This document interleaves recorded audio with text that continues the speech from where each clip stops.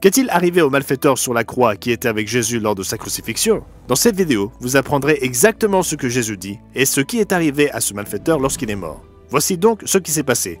Au moment de la crucifixion de Christ, on conduisait en même temps deux malfaiteurs qui devaient être mis à mort avec Jésus.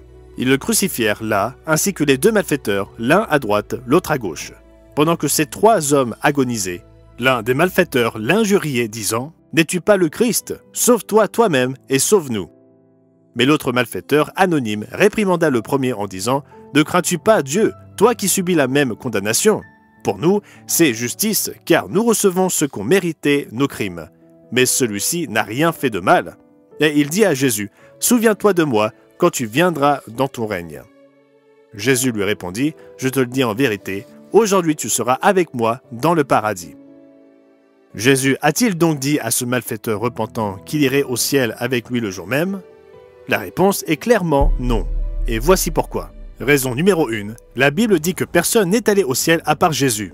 Jean 3, verset 13 dit « Personne n'est monté au ciel, si ce n'est celui qui est descendu du ciel, le Fils de l'homme qui est dans le ciel. » En dehors de Jésus-Christ, personne, pas même le roi David, homme selon le cœur de Dieu, n'est monté au ciel pour être avec Dieu. Lorsque Pierre, après avoir reçu le Saint-Esprit, prêcha à la foule à Jérusalem, il dit « Hommes, frères, qu'il me soit permis de vous dire librement au sujet du patriarche David qu'il est mort, qu'il a été enseveli et que son sépulcre existe encore aujourd'hui parmi nous, car David n'est point monté au ciel. » La Bible montre que les morts, même les fidèles qui sont décédés, sont encore dans leur tombe en attendant la résurrection. Pour plus d'informations sur ce sujet, regardez notre tableau blanc « Que se passe-t-il après la mort ?» Certains diront que Jésus fit cette déclaration dans Jean 3, verset 13, avant sa crucifixion, et que le malfaiteur sur la croix serait peut-être la première exception. Cependant, cet argument présente toujours le problème mis en évidence dans la raison numéro 2. Raison numéro 2, Jésus n'est pas monté au ciel ce jour-là. La Bible montre clairement qu'il passa 3 jours et 3 nuits dans la tombe après sa mort. Après la mort de Jésus, Joseph d'Arimathée se rendit vers Pilate et demanda le corps de Jésus. Il le descendit de la croix, l'enveloppa dans un linceul et le déposa dans un sépulcre taillé dans le roc. Le tombeau fut scellé et Jésus y resta 3 jours et 3 nuits, comme il l'avait annoncé à plusieurs reprises. Car de même que Jonas fut 3 jours et 3 nuits dans le ventre d'un grand poisson, de même le Fils de l'homme sera 3 jours et 3 nuits dans le sein de la terre. Paul fut clair lorsqu'il enseigna aux Corinthiens que Christ est mort pour nos péchés, selon les Écritures, il a été enseveli et il est ressuscité le 3e jour, selon les Écritures. Notons qu'après sa résurrection, il dit à Marie « Ne me touche pas, car je ne suis pas encore monté vers mon Père. » Jésus lui-même n'est monté donc pas au ciel le jour où il parla au malfaiteur sur la croix. Il ne pouvait pas lui dire qu'ils monteraient tous les deux au ciel ce jour-là. Alors, si Jésus ne dit pas au malfaiteur qu'il monterait avec lui au ciel ce jour-là, que lui disait-il?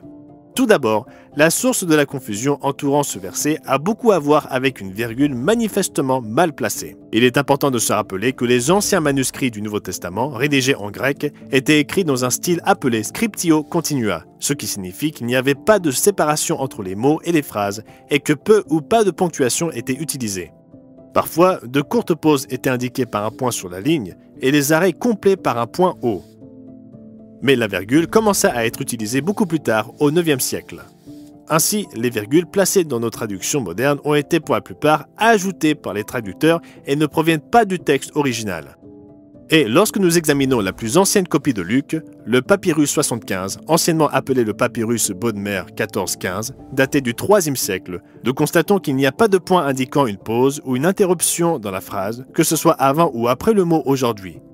Ainsi, bien qu'il soit toujours approprié d'avoir une virgule pour être en cohérence avec les deux raisons expliquées précédemment, nous pouvons voir que la virgule devrait être placée après le mot « aujourd'hui », ce qui modifie le sens entier de la déclaration de Jésus.